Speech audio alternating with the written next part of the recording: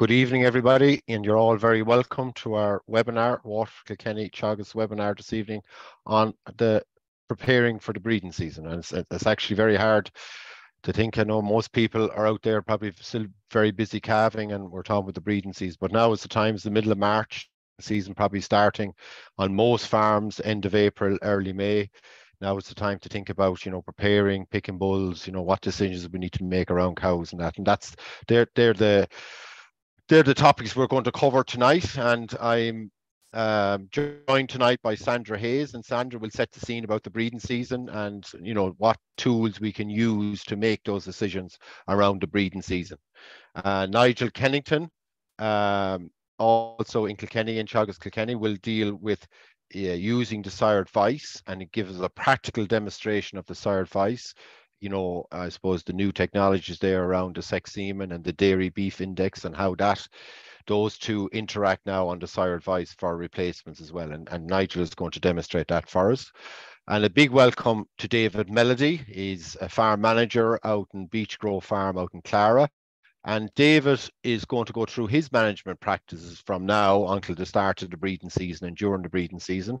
And he will be joined by his advisor, Michael Fitzgerald, and they will have a chat around the practices that Michael or that David is putting in place. And I suppose also the technologies that he's using on his farm around the breeding season and pre-breeding season. Also, Pat Moylan is here with me on the questions. So, just to remind everyone, keep the questions coming on the Q&A. The more questions we have at the end, the better. Hopefully, with maybe 40 minutes, 20 minutes per speaker on that. So keep the questions coming. And just to remind everybody, this is recorded.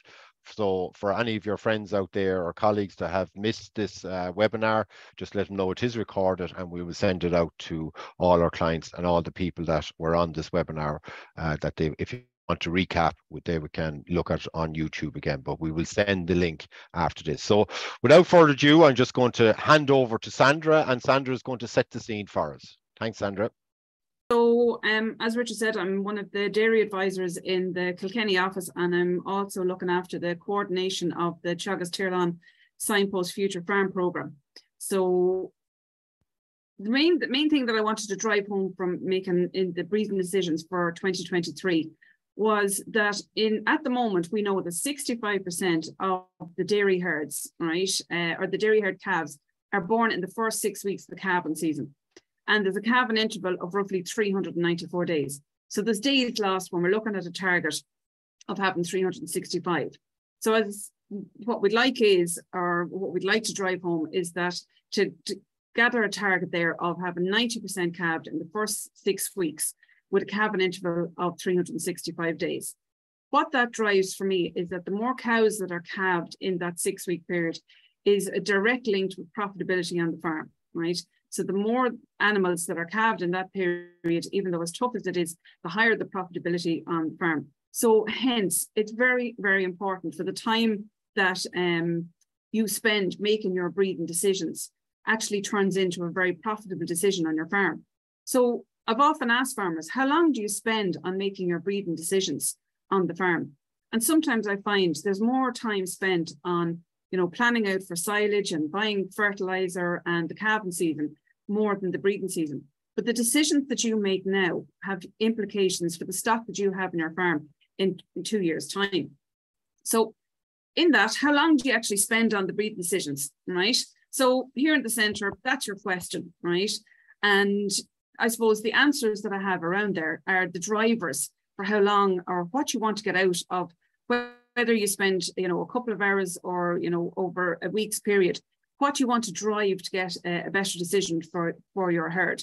Do you want to get a higher EBI, right? So there's a couple of different reports you'll see in the presentation that can actually help you. And one of them is your scorecard that you can get on the ICBF website.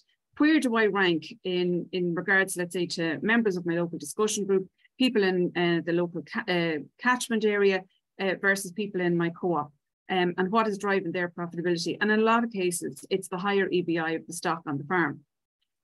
Another thing that you'd be looking at is better fertility figures. So the higher the fertility figures, it's intrinsically linked with the ability of the cow to go back in calf an awful lot easier.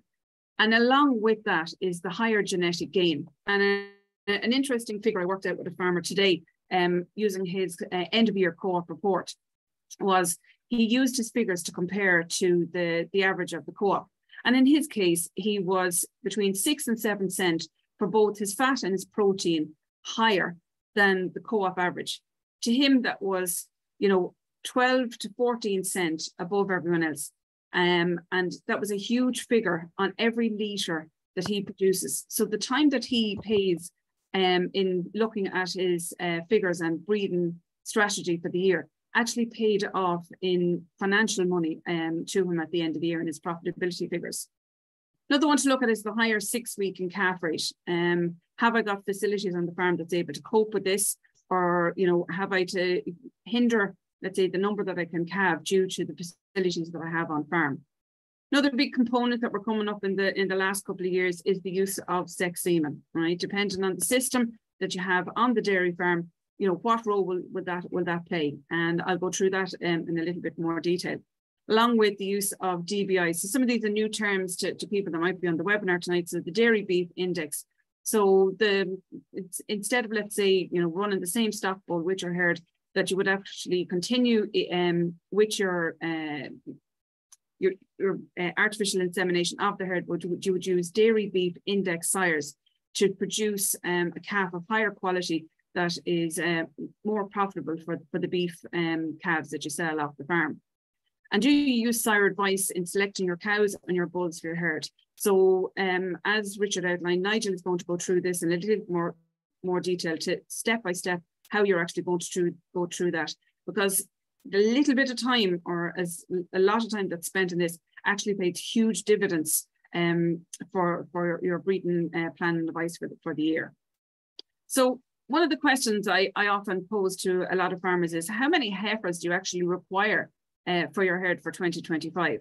So we start off here and we're looking at, if there was 100 AI straws used, we give it a pregnancy rate of 50%. And that works roughly in, if no sex semen was used, that we'd have 25 heifer calves and 25 bull calves. And what I want to achieve at the end of this is what I call PMOs, or perfect mechanical order heifers, right? So along the journey that we have in bringing those heifer calves through the system, we're looking at a certain amount of calf mortality that we're going to have. And you could unfortunately have 23 to 24 heifer calves at a week of age, or maybe at a month's age, depending on what happens on the farm.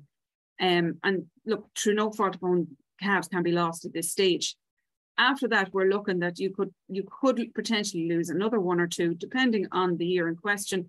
And you could be left with 22 heifer calves at 14 to 15 months of age when you're heading into the breeding season, right?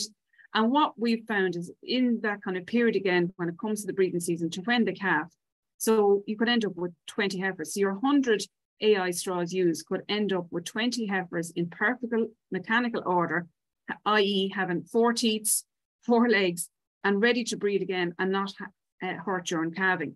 And I suppose the important thing to take from this is, like, there's a certain financial input that you're going to have in buying those straws to what you get out.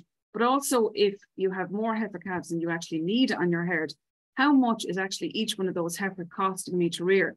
So I recently went through figures with Gordon Peppert on the cost. We've a calculator that's available through your Teagasc advisor to input your own on-farm financial details of how much it is costing to rear the heifer. And in a lot of cases, it's coming out around €1,600 a heifer. So if you've got 10 heifers too much, that could be potentially 16,000 on over the 2-year period that's costing you to hold on to those heifers when you might need them. So this is where I'm coming into the detail. When you're sitting down to make those decisions, how many heifers does my business require for 2 years' time? So as I said, I mentioned there, should I consider sex semen and the Dairy Beef Index for my herd? Well, a lot of this depends on what you want to get out of it, right? Depending on the business that you have, you might be selling, Frisian heifers or crossbred heifer calves from your business, and you want more of those for increased calf sales for 2024. So this comes back to the previous slide, how many heifers do I require? And also as well, then if I only require so many, what am I going to have for the other cows? So the dairy beef index comes in, and that does take a little bit of work. I was at it today looking at different bulls that are suitable. And I suppose the warning that I would come with that is that you need to look at the calving difficulty on those animals, and definitely put them on more mature cows in your herd, I suppose from third and fourth lactation onwards. So a little bit of work is involved in cows' selectivity on what dairy beef and sex semen straws you use, and on what cows use them. With sex semen, we definitely be advocating, I suppose, cows, particularly first and second lactation, that have had a calving with no difficulty and have high fertility figures, and have definitely cycled twice from early February calving, would be possible suitable candidates on your farm. Also, we'd have to look is how good is the heat detection, right? How, like, I suppose the devil is in the details. So like I mentioned there with the sex semen, cows would need to have cycled twice. So good records would be needed. I've been talking to a number of different farms, and particularly, you know, taking down those details, or some people have got collars in the last 2 years. I know we were talking to David Melody there before we started the call, and he was mentioning that they have collars as well. So that sort of detail is needed, and to be able to use the records that are got from those devices, that new technology to make your decisions. Also, you need to look at, as I mentioned before, the calving and the calf house pressure. So, you know, some people would use a certain amount of beef straws, you know, early in the season, you know, the first 2 weeks, so that those calves would be sold after 2 to 3 weeks, reducing the pressure on the calving, you know, for you know, the next batch of calves coming along. So everybody would have to evaluate that, and Teagasc advisors are available to call out to, you know, Teagasc clients to, you know, do up calculations and see where you sit on, you know, have you got enough calving and calf house for, you know, whatever system you're changing to. Another thing to look at, as I mentioned before, the 6-week calving rate, you'd really be looking at, like with 70% plus, you're looking at an intense situation for labour on the farm. You know, is that available to me in conjunction like with the calf housing as well? So this, you know, they kind of work side by side. And the other thing, as I mentioned before, the speed of the genetic gain in the herd. Like where do you aspire your herd? What do you think the potential of your herd, you know, with the bulls that you pick and the cows that you've on the farm, how quickly can you get that genetic gain, you know? And I suppose in what I've seen, the extra profitability, like cows that have to be milked every single day, whether you do it by rotary, parlour, you know, straightforward parlour, or by robot, they're all milked. And the key is to get the best value of that milk that's milked from those cows every day. So the genetic gain is something you need to look at in that one. So as I said, making better use of the ICBF records and reports and sire advice. So I just have a screenshot here of a herd EBI scorecard. So this is kind of some of the data that we'll be looking at beforehand. It has an awful lot of information already. So it gives you where you are now at a moment in time. So this particular one was run in January of 2023. It gives you your herd EBI, your milk subindex, your fertility subindex, the new feature on the one, the carbon subindex, calving subindex, beef maintenance, management and health. And it gives it on a star rating with the codes all down here at the bottom blue line where I'm showing at the moment. So you get to see where your herd is at the moment. It also gives you a comparison where the national average is, the top 10% as well, and your national rank. And as I say, it's very easy to read here over on the right hand side with the star rating. So for example, if you know your fertility subindex was at 2 or 3 stars, maybe that's the point where you start looking at it. Or maybe on the milk subindex with the milk, fat and protein, if that's a little bit behind on the 2 or 3 star, well, they could be the two things that you focus on. And I suppose in working with a lot of farmers in the last 10, 15 years, the thing I would advise is looking at 1 or 2 things, and it does take time to change these factors. It's not going to be done instantly. But if you go hard at too many things at the one time, it's very hard to see the gain. So pick 1 or 2 of the sub-indexes that you want to concentrate on, and you will see the gains in those over a couple of years' time. Another report that we'll be looking at as well, using which Nigel will be able to show you at the end when he goes through the sire report, is a lot of farmers at this stage, and this one's done at the 9th of February, is just running through sire advice and running a report. So the main thing I want to drive on this one was that in this particular herd, right, the EBI of the cows at the moment is 187. The bulls that he picked, the team of bulls, which Nigel will be showing, in this case, the bulls weighted average came out at an EBI of 353. And the sire advice was able to tell me, in this case, where the predicted calves for 2024, where their EBI is going to be. It's €270. And it breaks it down all into the different sub-indexes there as well. And plus as well, you can see for the fat and the protein percentage that those calves are going to add to your herd in 2 years' time when they get into the milking parlour. So as I say, it's a very, very good report. The other one as well that I like to use is it's called the lifetime report, because as much as the time that we spend on picking the bulls that you're going to use for the coming breeding season, I think it's very, very important to run a report to see what cows you're going to inseminate, to whether it's a sex semen, the dairy beef, or the conventional semen that you're going to use. So the lifetime report, so just in the ICBF, there's 2 different ways of getting this, but the one that I want to get to is the live report that you can adjust. So you go to the menu on the ICBF, you view your profiles, and under the dairy column, which will be on the right-hand side, you'll click on milk recording lifetime, right? And what I'll show you next, it'll come up like this, okay? This is a live report here, okay? And it'll have all the cows listed, break down their jumbo tag numbers or their freeze brand numbers, their sire, their lactation, when the calf last, and their status. And this one is down as milking, okay? The EBI, and then all your fat and protein kgs and percentages. And what I've actually done with a lot of farmers is use this report and use the tabs here on the top that I'm hovering over with the mouse in selecting what type of cow do you want to, put maybe your sex semen on. So you can pick criteria like the kgs of fat and protein, the total milk solids, the percentages of fat and protein. We've even gone into the detail where we want very low cell count cows as well to breed from. And farmers have used this to select the cows that they want to breed from. Because the example I gave, even if a cow was calved on the first week of February, is she the cow that you want to breed a replacement heifer? So if I brought up this and a certain cow had a protein percentage of only 3%, and you wanted to breed above 3.75, but she wouldn't be one that you would want a replacement heifer of.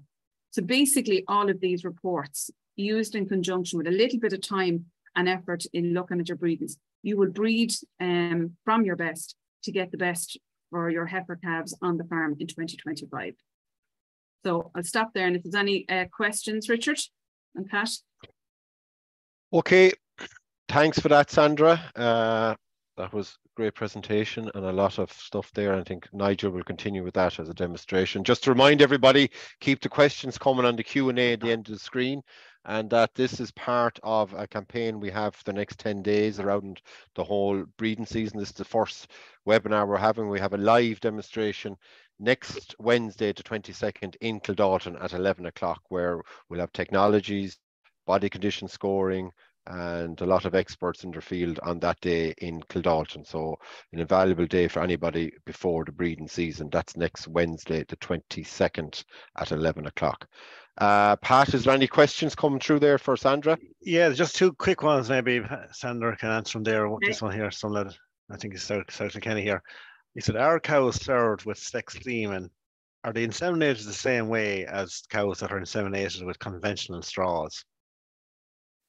So, he wrote that, he said something in brackets, does the AMPM rule still apply for sex semen, or is there a difference in handling and inseminating cows with sex semen? Well, like I said at the start, these are the sort of decisions that if the farmer is going to take the decision of sex semen, there are different protocols in place. And some people, they would have, I suppose, a delayed when the cow has just gone off heat, when they would inseminate for use of sex semen. So that would be protocol that they would need to kind of discuss with their veterinary surgeon that they have as well, or their AI technician person that comes in.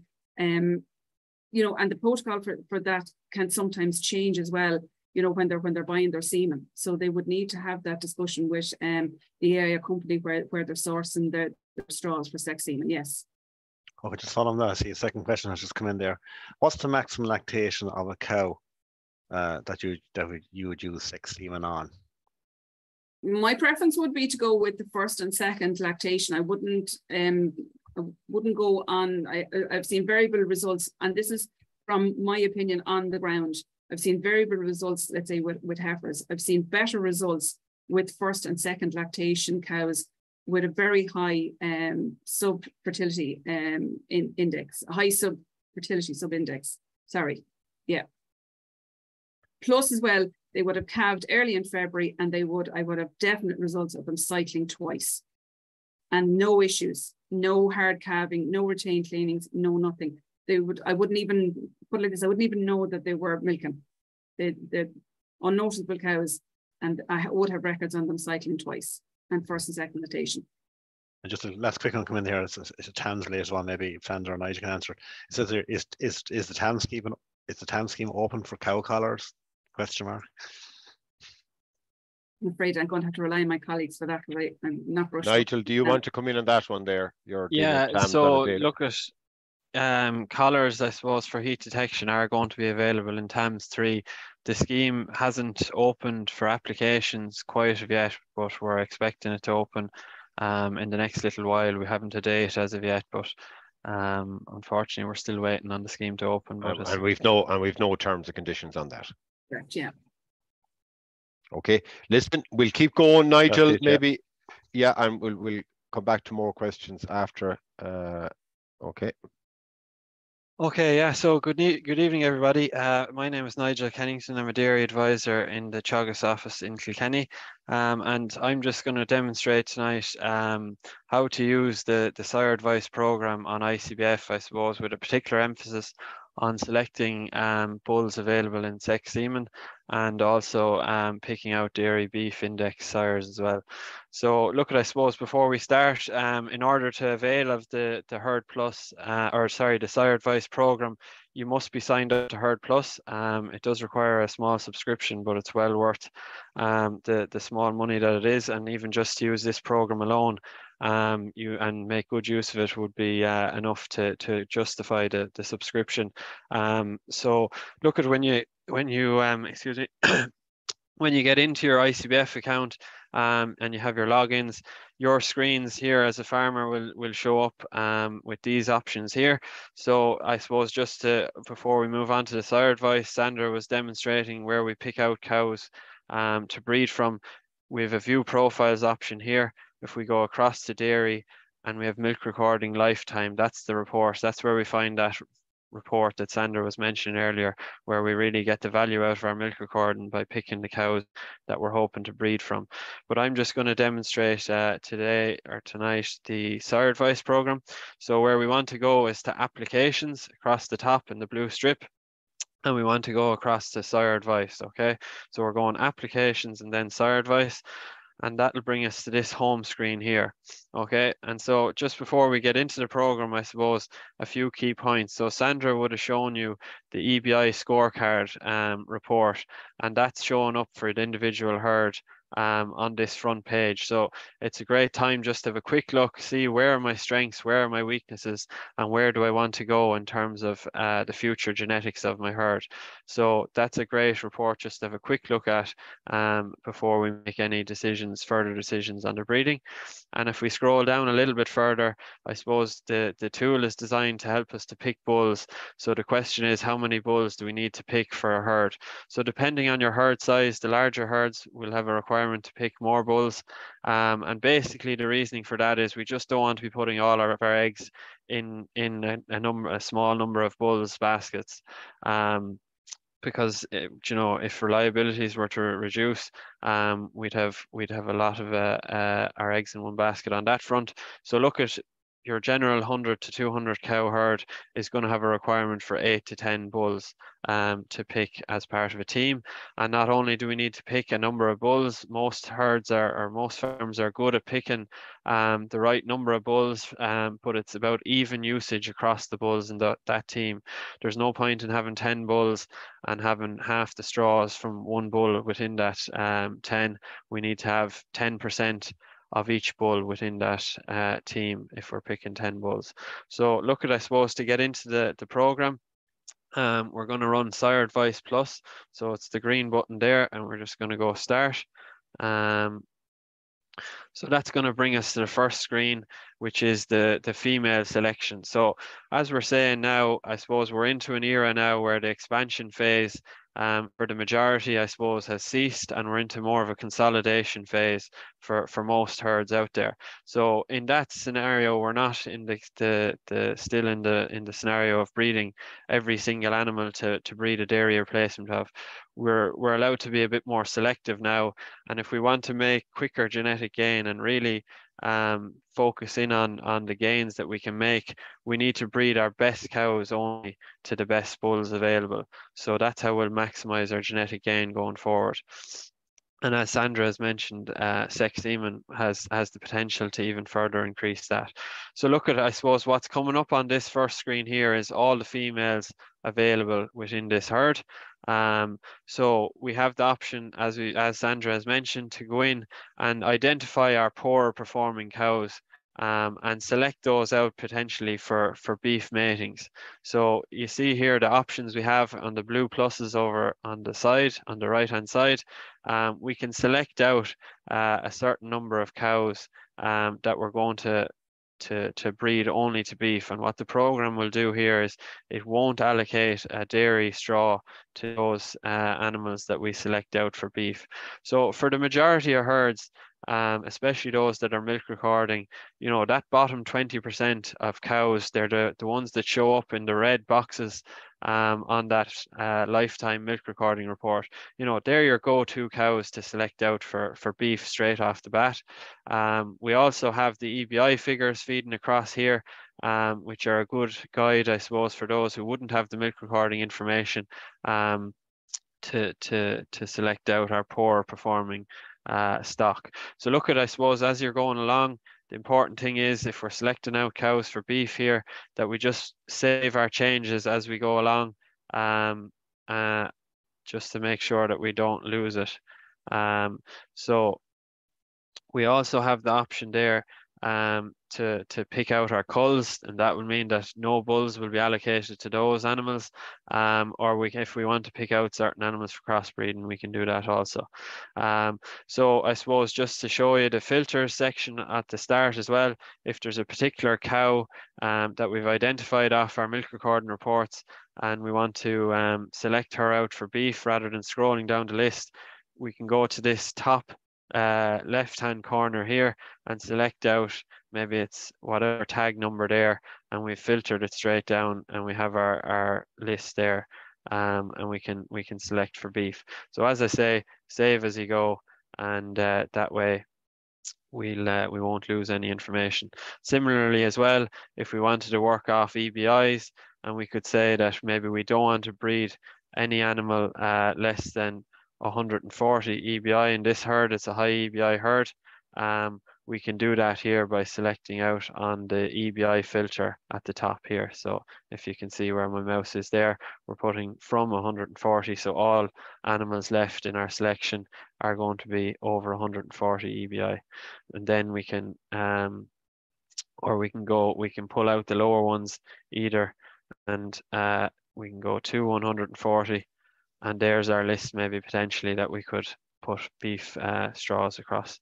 So look at that's the female selection side of things. And I suppose, as I mentioned earlier, if you're going to get the value back out of your milk recording, so there's a bit of effort and a bit of time and money goes into milk recording. So if you're going to get that value back out of it, it's about spending the little bit of time here to go through your reports and to pull out the animals that you're not going to breed your future replacements off of. And that's where you really see the benefits and the payback on your milk recording. So when you have that done, then I suppose you're going up to the top right hand corner here and you're going to click next. So the next side of it then is going to look at the bull selection element. And what we're going to have here is we're going to have access to all the bulls potentially available in the country. So look at this tool, I suppose it's designed. So we've mentioned about sitting down and giving the time to make your breeding decisions. It's the most important decision you'll make for your herd in the year. And the effects will be cumulative over time if you make the right decisions. But similarly, if you don't start and make the right decisions today or this year, you're going to have the potentially not as good impact into the future. So look at this program here, I suppose, it takes the trawling through the AI catalogs out of the whole scenario. You're able to very quickly sort through all the bulls available via certain criteria without having to trawl through catalog on top of catalog. So look at, I'm going to start here and I'm going to go to the bull selection side on the top left, and I'm just going to click all AI bulls there. So that's going to open it up to all the bulls available. And I suppose the focus of today, maybe, and Sandra has outlined maybe the gains that we can make by using sex semen. So again, we can narrow the amount of females that we have to breed, or the amount of cows or heifers that have to be bred. And that's going to mean that we're able to make quicker genetic gain, because we're really only selecting out the best cows to breed off of for the future replacements. So if I wanted to pick potentially bulls that are only available in sex semen, I'm going to scroll down the list here. So along the left hand side, I have all these different options for things that I can select, or criteria that I can put in for my team of bulls. So if I go down to the very bottom here, you'll see the sexed option. And I have the option of conventional or sex semen. So conventional are just our normal straws that we're all well used to at this stage. So if I unselect that, now what I'm left with is only bulls that are available in sex semen. So straight away there, I've saved an awful lot of going through catalogs and trawling through information. So now we're looking at bulls that are only available in sex semen. And now I'm going to put in the criteria. So what criteria do I want those bulls to meet? So in terms of EBI here, just a point to note, the figure in brackets here, that's the figure for the individual herd. So if you're going in on your own herd plus sire advice, that figure in brackets is your EBI figure. And similarly, you'll see it for the sub-indexes all the way along. The brackets figure is your own. So if we want to make genetic gain, we need to select bulls that are higher than your own figure in the brackets there. So I'm just going to pull from left to right. I'm going to pull the slider across, and I'm going to select bulls that have a higher than 280 EBI.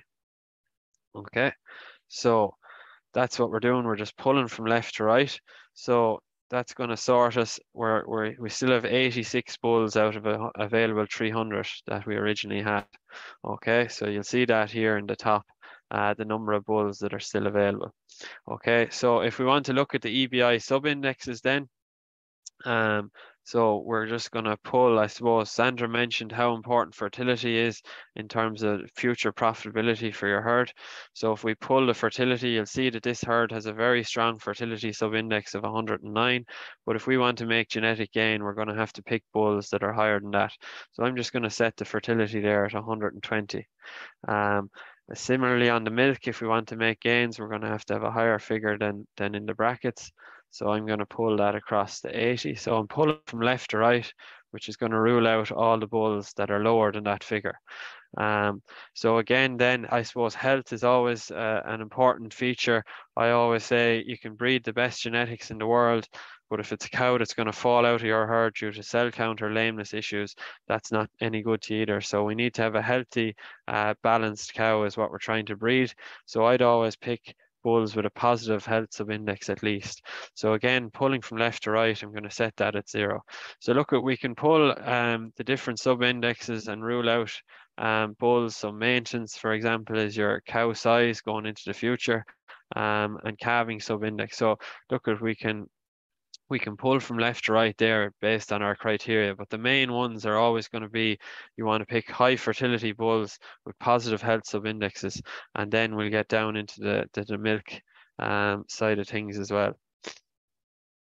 So that's our sub-indexes. If we go down further down the list on the left, we have our milk production. So if we click on that there, so I suppose the goal, in an Irish system, in an Irish milk price system, is always to maximize the kilos of fat and protein that we can produce, but mainly through good percentages rather than excessive volume, I suppose. So look at, this is our milk kgs figure. So this is our volume basically. So if we want to pull from left to right, we can rule out the very high volume bulls there, and we're still going to aim to achieve high milk solids but not necessarily just by pure volume alone.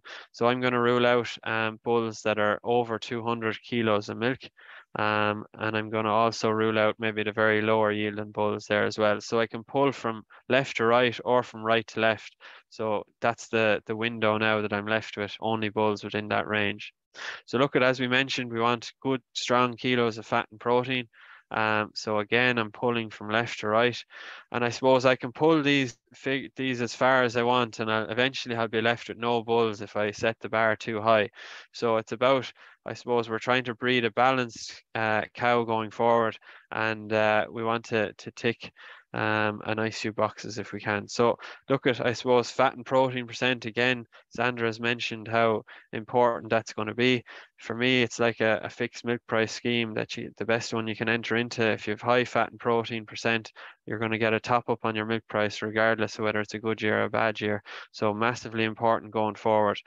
So there we have, I suppose, we're starting to shorten our list. We're down to 12 bulls at this stage that are available in sex semen, but are meeting all the other criteria that we've put in. So you can move your sliders as far or as near as you want to achieve what you want to achieve in your breeding goals, I suppose. So just, I suppose, quickly to show you some of the other features, if you're only purchasing from certain AI companies, we can unclick, I suppose, whichever AI companies we don't want to pick bulls from. We can also pick on other different things there. But I suppose for some of you we're looking at sex semen in particular here, I suppose, and bulls that are available in sex semen. And a lot of people are probably going to try that out and see how they get on and dip their toe in the water with it for the first year. And the most fertile animals, I suppose, to try that out on is going to be your heifers, I suppose. So when we're talking about picking bulls for heifers, I suppose one of the things we're always very conscious of is that we have easy calving bulls for those first calvers. So if out of this list of 12, I suppose, we want to see, are any of these suitable for breeding to heifers? So if we go into the calving drop-down option here, we can pick out bulls. Now, for me, we want to have a bit of information. We want to know that those bulls have had calves and they're on the ground, and we can have, we know that there's a bit of records there backing up their figures. So for me, I'm just after pulling calving records across. So all the bulls now that I'm left with have more than 1,000 calving records on the ground, even though I've only set it at 600 there. We've come out with all over 1,000. So I'd be very confident in their figures that they're going to yield. I'd have a lot of confidence in those calving figures. So then if we want to pull, if we're talking about heifers, we're looking at our dairy heifer calving difficulty. And again, we're going to pull from right to left this time to rule out the bulls that are harder calving. So look at, for a heifer, we're generally going to set the bar at around 5% calving difficulty. So you can see now straight away our criteria has shortened us up in our options. So we're going to have to maybe go back and look at some of the things and maybe relax a little bit of the criteria, and we should get more options available to us. So you'll see there. So we're being quite selective, I suppose, on what we're picking on, but we've 2 bulls there now available based off that current criteria. So as I say, if you look for too much, sometimes your list will get very short very quick. But if you give yourself a little bit more wriggle room, you'll come up with more options, hopefully. So look at, I suppose, how once we have identified animals that we're hopefully going to use in our team of bulls, we can then go and we can select them out for their breeding. So I'll just see here now. So basically, how do we select out a bull there based for our team of bulls? So we're going across here onto the right, and we can go select bull. So this is a bull here that we're confident should be easy calving, is available in sex semen, and we can use that for heifers. So we click the heifer box and we go save selection. Okay, similarly again, we go back out we select bull, and we're going to use that on heifers. So look at from a demonstration point of view there, ideally we'd have probably 3 bulls to pick for the heifers, but just in the interest of time there, we're going to keep moving with what we have. So look at, I suppose that's if we're looking at heifers in particular. If we relax our calving difficulty figures and we relax our number of records, straight away we have a far wider selection of bulls available based on for suitability for cows, I suppose. So again, we have all our criteria. We can push it a little bit further again on the sub indexes. So we'll shorten our list there. So again, for the rest of the team, it's just a case of going across to the right there. We know that all the bulls are going to meet the criteria that we've set. So we can just go and we can click on them all, select for cow, save selection, click out again and back in again. So again, in the interest of time, I'm not going to keep going too much longer, but one figure just to watch up the top right hand corner of your screen is your bull team reliability. So at the moment we've only selected 5 bulls in our team. We can click in there to view them if we want to.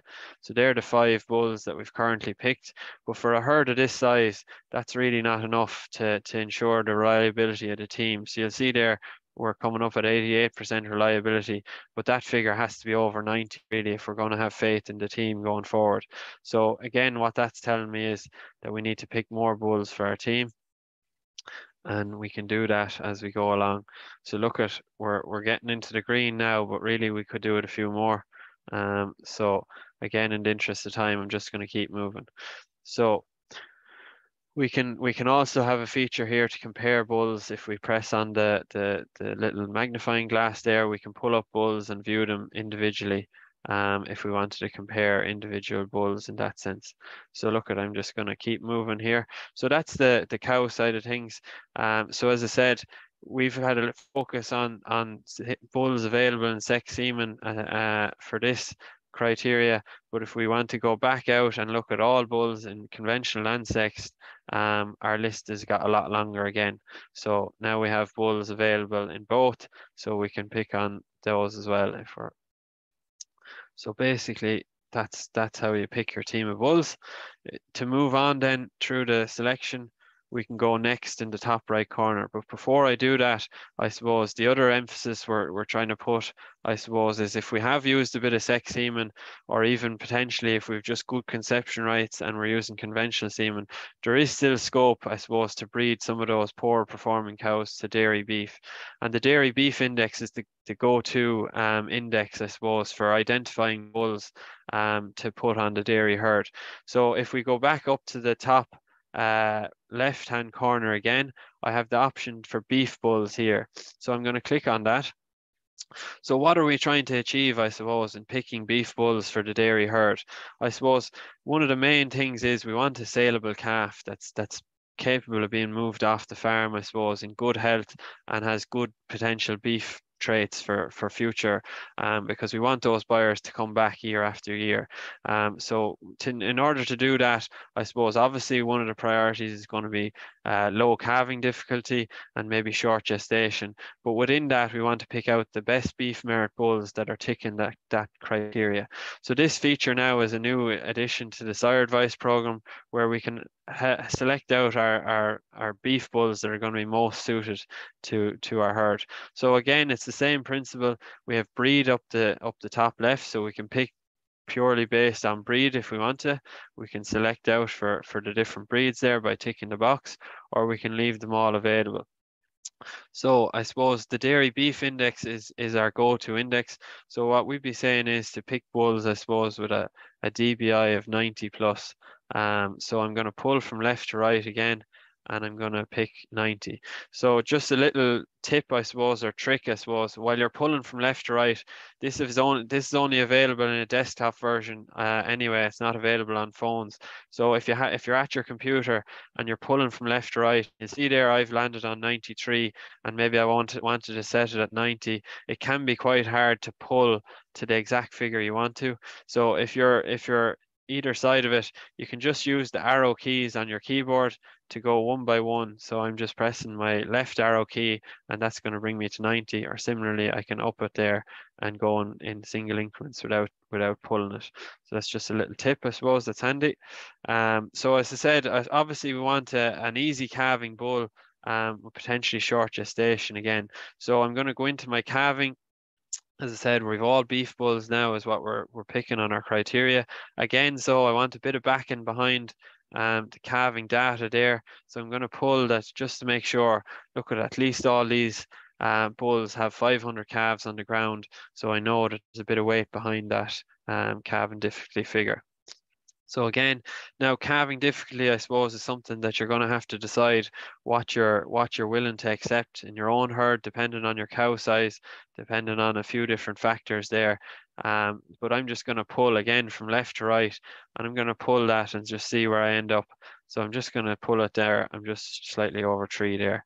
So look at it again. You can do the same on the heifers, and you can pull from left to right. But we're just looking, I suppose, at bulls maybe for cows for beef matings at this stage. So again, maybe gestation is important to you. You can pull from left to right and only select out bulls there that are on the shorter side of the gestation. So I've just set it there just slightly over 0. So look at, again, some farmers will be more willing to accept a little bit longer gestation or a little bit harder calving than others, and that's just a decision you'll have to make for your own farm and your own cow type, I suppose, in particular. So the other thing we want to do is maybe we can have a look at the beef traits. So again, as we said, we're trying to improve the beef merit of these dairy calves, that to make sure we have a saleable calf that's capable of being moved off the farm, to have good beef traits going forward. So again, we can pull from left to right, and depending how far we go, again, we're going to be left with very few or a lot of bulls. So look at, I suppose, straight away there, I suppose we have a few bulls that are ticking a lot of boxes, some strong dairy beef index bulls. If we were to look there, so we can pick out some of them potentially to use, and they'll be put against the cows that we've already selected for beef mating. So again, it's the same again, beef matings for cow. We've no heifers currently selected for beef mating, so that's why it's not showing up there. So again, we can pick a couple of bulls, maybe not put all our eggs in one basket again. So you'll see these are all very strong dairy beef index sires, and we'll just pick them there. So now we've 3 beef bulls that we're happy are going to be easy calving, short gestation, but also have strong beef merits as well. So that's all we do there. And again, then we go to the top right-hand corner and we click next. So look at, there's the option there. If there was a particular bull that you had spotted in the catalogue that you wanted to add in here, you have the option to manually enter a bull. Just click on the option here, but we're just going to keep going. So there's the team of bulls we've picked, and as I said, you know, we don't want to play around with the straw allocation too much. We want to use those bulls evenly across the whole team. So I'm just going to click next. So these are the bulls we picked for the heifers. So again, I said you'd probably prefer to have a third one there, and these are the beef sires that we've selected as well.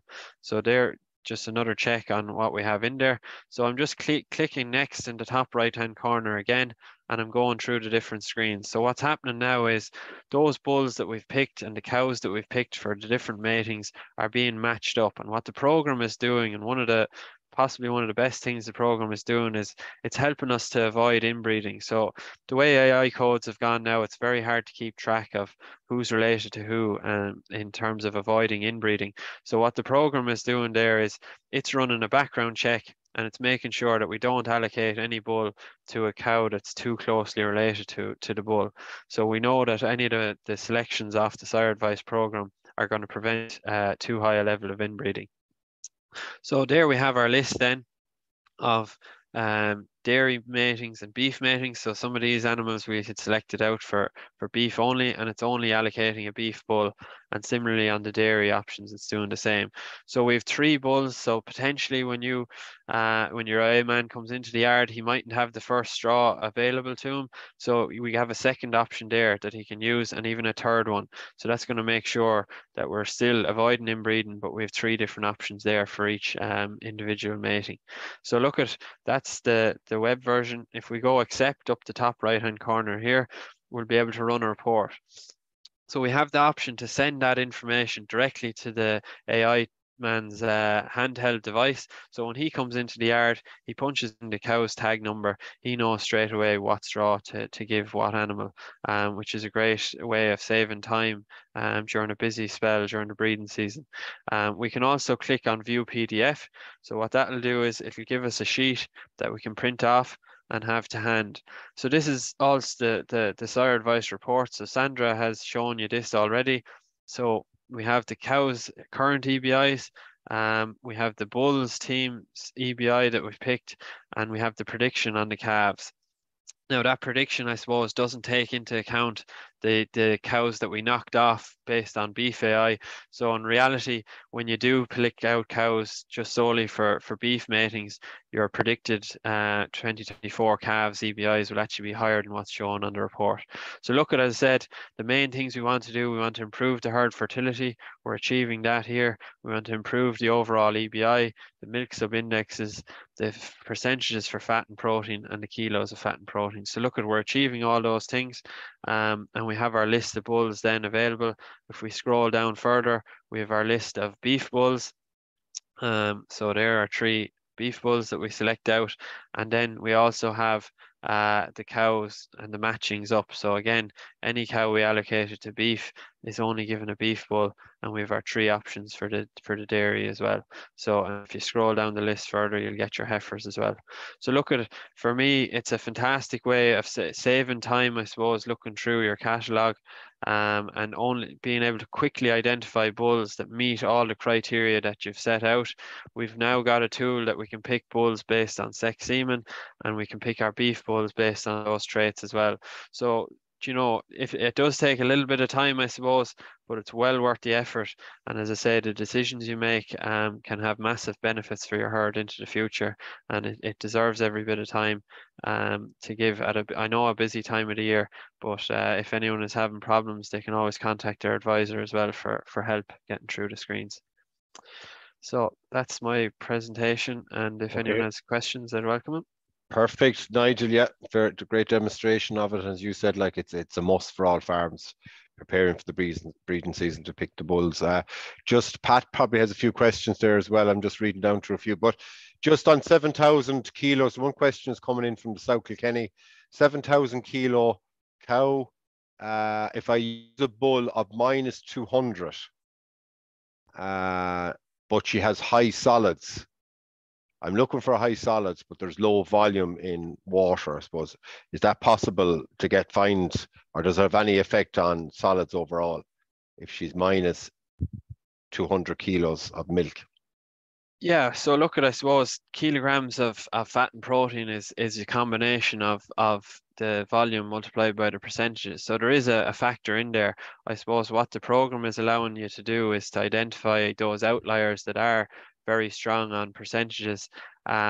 What I'd say, Richie, is it's probably going to be hard to get a bull that'll maybe tick the other boxes for you as well.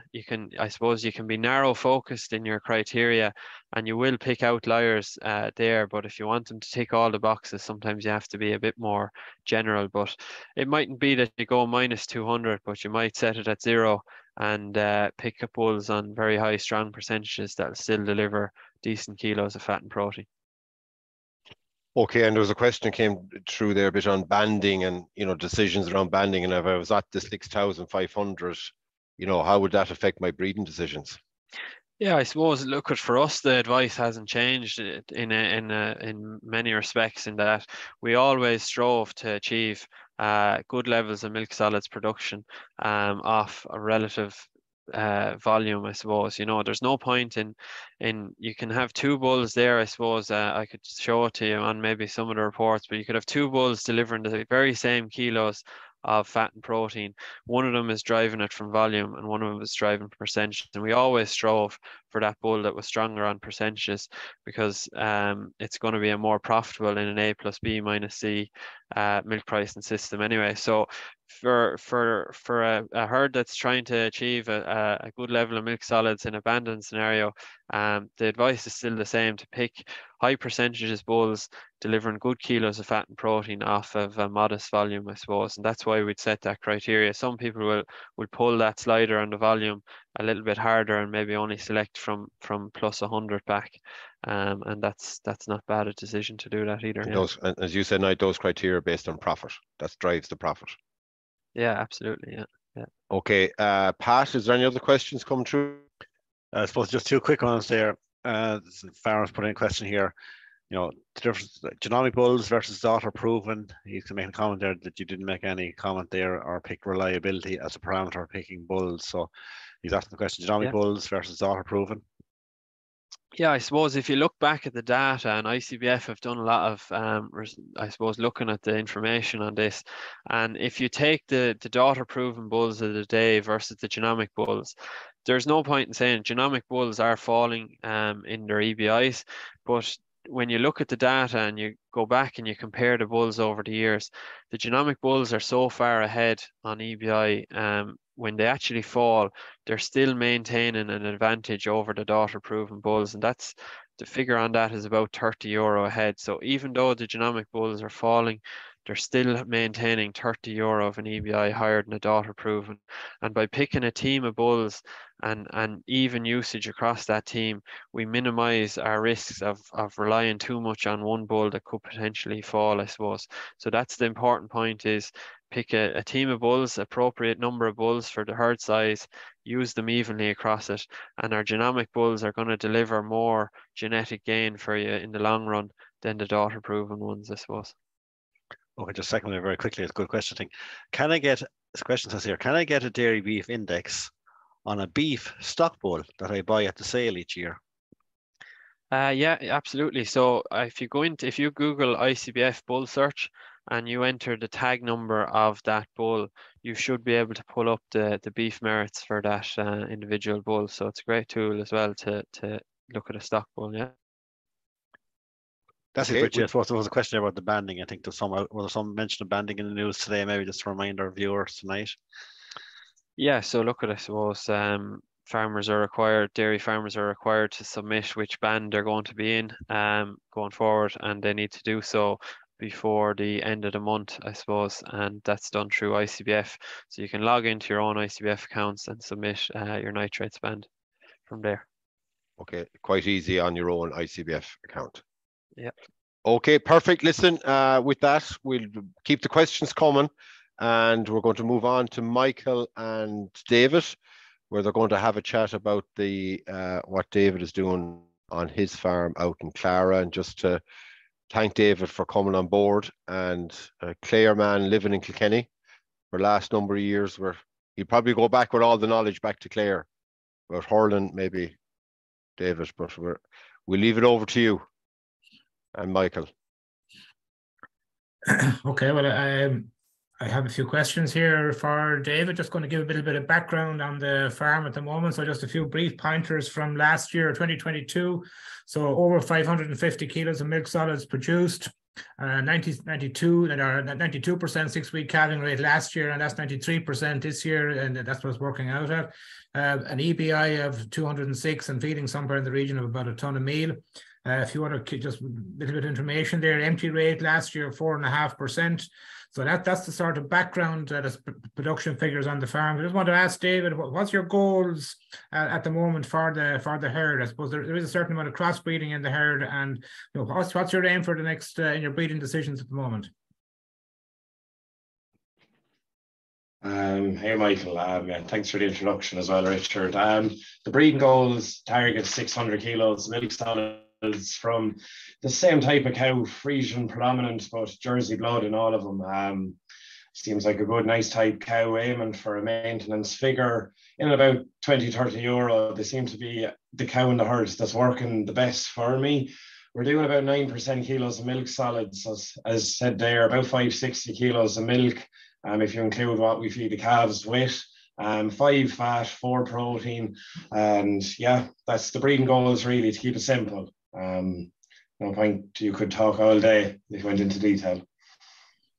Okay, so just now starting this year's breeding season will be starting somewhere around about in the end of April. I think you told me about the 25th of April, David. Just want to get a few pointers from you what you're doing with the herd in the meantime. And I suppose the stress that you're using, virtually all AI in the herd. So just what are you doing over the next 5 to 6 weeks? Yeah, so we'll begin with the heifers. Target weights, as everyone drives out, is very important. 60% of mature weight. For us, crossbred herds, probably 300, 325 across the board, some above it, some below it. Probably too late at that stage to be getting them anywhere in terms of weight. But yeah, we aim for that, measure them probably 2, 3, 4 times before they hit that. It's crucial. Start cows and heifers on the same day, a week out from the 1st of May. We've a dry farm, we grow a lot of grass over the winter, so we can't afford to calve them down, I find, mid to late January. Order all the straws as well in January, if we can, just to give ourselves best opportunity to get the cows or get the bulls that we want for the herd. What else have we? 14 days AI on heifers. So we do 10 days natural to start off with. We estimate anything then that hasn't come bulling. And over the last 3 years, the rest of them have come bulling in the next 4 days. And we just let bulls off, stock bulls off with them. Then for 6 or 7 weeks, maybe after that, you might get 1 or 2. And yeah, we don't really keep them too long with them, finish them off. And then with the cows, then we do 12 weeks. It'll be 100% AI. It's we have a drive on using collars, great technology there for heat detection, especially for the pre-breeding. Sandra covered on the sex semen, so I am going almost 100% sex semen of dairy straws and then a lot of beef. So I'm probably going to be using about 150 cows will get beef and about 200 cows will get sex semen dairy straws. Again, it's a touch of New Zealand Friesian, New Zealand Jersey, and a touch of high EBI bulls as well from good family backgrounds.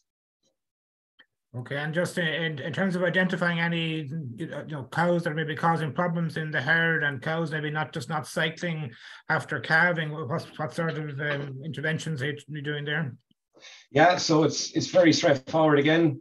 Collars, they've taken so much workload off. So register the minute the cow is calved, that'll sync up to the cloud, back down to the collars technology, and once the cow is calved 50 days and hasn't shown any sign of heat, I get that up on my phone or on the laptop, and I can intervene then, get out the vet, Metricure, whatever. We can scan them, see if they have vaginitis or endometritis inside them, and that's probably a massive contribution in towards the 6-week calving rate that I have now.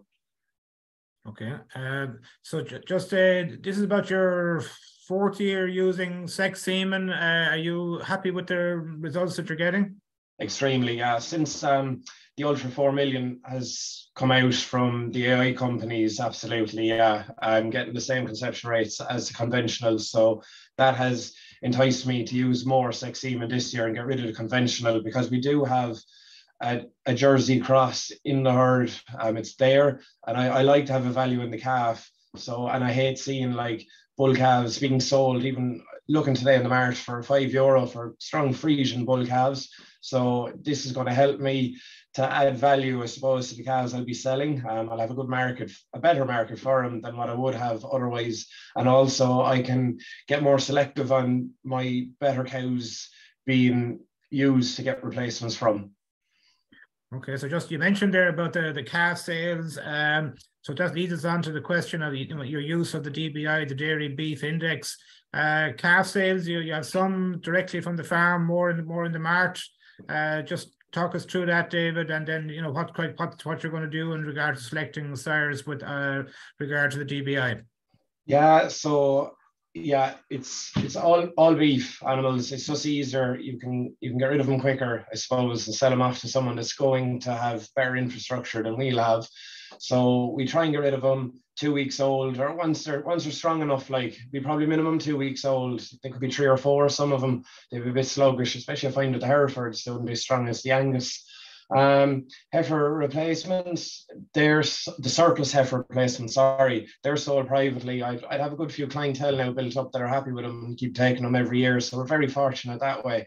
Now, I do try to keep it to a minimum. Just try and, I don't know, it's more for security for myself that I will have enough in case, who God knows what happens, something might go wrong, like in a year you could have a few abortions or whatever. So just to cover myself really is the main reason for that. If I could do it better, I just have my own replacements. No dairy bull calves and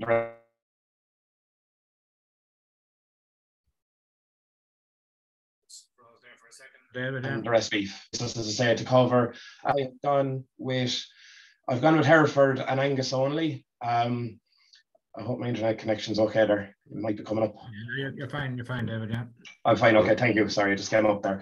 So yeah, looking for beef bulls with high DBI, but mainly focusing the emphasis on easy calving. Like, I want the cow into the parlour with no issues at all, and then short gestation as possible. You can have a couple of beef bulls, I find, specific breeds especially. I'm not going to mention any because they'd have longer gestation, and as I say, you want to get them calving as quick as possible, as easy as possible, and get them into the parlour. And I do think like your Angus and your Hereford are strong there, but I am looking at a couple of other breeds, Speckle Park, and I might dip into the water of Charlie, maybe mature cows. It's just, as I say, try and improve the DBI value. Like, you'd be looking ballpark 90 to 100 minimum. I find any less, they're not great quality, and what I have used less of, I said the lower value DBI, it does reflect in what I'm selling in the mart.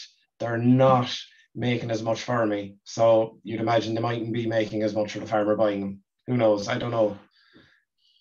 Okay, so just want to get a few thoughts from you there, David, on the use of technologies on the farm. If I mentioned you've mentioned the collars, just maybe to elaborate a little bit more on their usage, the software programs are there, the emphasis you put on sire advice. I know you use Herdap there for recording data, and I think the other people working on the farm are also linked into that. So just some of those there, how important you find those in regard to achieving the figures that you're achieving on breeding on the farm and for the future. Yeah, so look, there's a good bit of staff. There's myself and Colin, he's full-time as well.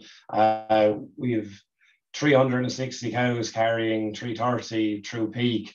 So like, I have my days off. I'm only a farm manager. I'm not tied to it every day of the week. So it's important to have other systems set up. So it just makes it more, less foolproof.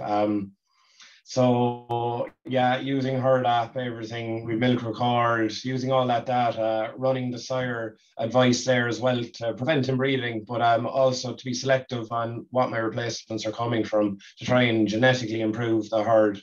Collars as well, yeah. So we've sent sub collars in. They're in 4 years. First year, like anyone, you throw your doubts to, and we went tail painting for 2 weeks, scrapped it. Unbelievable. Great rates, took all the doubt out of it. Didn't really use much sex semen that year, tried it more sex semen the following year. Great rates, stuck up there with the conventional straws I was using, more last year again, and this year now I'm going 100%. It's taken all doubt of whether I'm right on my timing and everything. I think Sandra kind of covered it. You go a bit later with your sex semen straws to get better conception rates, and I think that could be a problem with a lot of farmers. They nearly go too early. If you don't have the collars, you're only going off tail paint or something, and that could, especially if you're using conventional, that could lead to having more bull calves. So they've been fantastic, and I'm considering using them now for the heifers from maybe this year, if it's not too late, or next year, because it takes out a lot of the workload as well. You've already, your pre-breeding is being done in the background for you. Now, it doesn't just do it at the snap of the finger. You still have to put in the work. There's a lot of more technology you have to get used to as well. So yeah, there still is a bit of work, but it's a matter of, if you get all the planning done right at the start, when it comes to breeding, all you do is close the gate before you start milking, and the cows are there for AI. Put them into the crush, look at their times, make sure they're right, and see if you can give them sex semen. And yeah, fantastic. Yeah, we saw Nigel earlier just like showing the use of sire advice and the role that what can be done at this stage of the campaign, where you go in and you nominate you pick out the sires pick out the cows that you're going to use. You're going to use beef sires, or you're going to use dairy sires. I think that's something that you adhere to as well, David. Yeah, absolutely. It's probably repeating what has been said previous, but it's like getting rid of cows that have had mastitis, high cell count, have feed problems, if that answers the question. Okay. So that's the kind of, I suppose that's a good summary there. I think, David, of what you're doing out there. Maybe there'll be a few more questions that come from the coming up there on the Pat. I think that's that we've gone through a fair bit there. Okay, yeah, ask all speakers actually to come back in. And thanks to David, that was very comprehensive on your management during the breeding season, before and during. Okay, Pat, is there any questions coming through there? There's just a question there for Sandra. It says here, she said at the very start there about just that the national 6-week calving rate is low at 65%. So the farmer asked here, like, what can I do to improve my 6-week calving rate? What would be the first pointers that you might give? Okay, the first pointer I'd give on that would be, I suppose, you're going to have a defined breeding season. You know, whether it's many weeks AI and stock bull or 100% AI, to tighten up the calving period, you have to, it's going to cost a certain amount. So you have to decide, are we going to 10-week breeding season, and if this cow's not in calf, that they're going to be culls. You know, as I say, it's a costly decision. And I would do it in increments. It's not something I would fix completely in 1 year. I would take it maybe 2 to 3 years and shorten the breeding season by, you know, a week, or, you know, 5 days to a week every year to tighten it up. And that would be the first thing that I would do to tighten it up.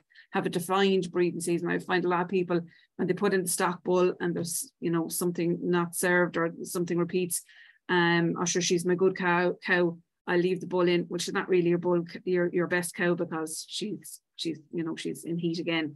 So, you know, defined targets and defined weeks to over a period of years will tighten up that figure or extend that figure for you. And just struck me, David there was talking, I think, Michael, you mentioned it was a 4.5% not in calf. Did you mention number of weeks, David, on that? How many weeks was that? It's 12, Richard. Yeah, 12 weeks. And on average, over, we say, a 5 or 6 year period, what would the infertility rate be like over a 12-week period? Is that for me? Yeah, sorry, for you, David. Yeah. So look, it didn't happen overnight. We were on that 70% 6-week calving rate 4 years ago, and it's not just one thing factored towards improving it. There was a lot of issues, but easy calving, short gestation helped towards that. But also it's that 10 or 20% that aren't cycling before you start breeding is probably a lot of it too. It's getting them cycling early enough before you start to give them as much chance as possible to get them in calf. So that 3 weeks, nearly 6 weeks before you start breeding, to watch cows cycling, whether you're just tail painting or whatever, to get them cycling, to make sure they're as fertile as possible, in good condition as well. Look, you could go on, beat the drum about everything that needs to be right, but yeah, getting them cycling at least once, if not twice, and a strong heat before you start breeding. David, do you use once a day as an option to get, you know, cow needed extra condition? Do you use that option on the farm? It's a fantastic question. We actually do. We do once a day for the first near 6 weeks once we start calving. It's a huge, for man and animal, it's a massive saving. Like it's unbelievable. It is lazy farming, but as the production is there, like we haven't lost production when we do it. Like we're still at 560 kilos, you know, so it doesn't affect them. Now it is a very slow milking in the morning, but it's, you put up with it, like, and it's huge. Like it's the energy saving from not having to come in for that twice a day it's massive. Just two follow-on questions for David there when he's on there. Our late cow has been sold each spring to tidy up the 6 week calving rate. And second one there is, would you use sex semen on 4th or 5th lactation cows? So I'll answer the latter one first because I just remembered. I'd have no issue. I'd actually nearly do it before I do it on first lactation because I find first lactation animals are under pressure in that first year and there's a lot going on for them. So I found the conception rates have been a bit lower in them, whereas the older cows have had no issue with. Once they're good condition, they're perfect, but I'd be less in favor of doing it because like their genetics aren't as strong as the younger cows.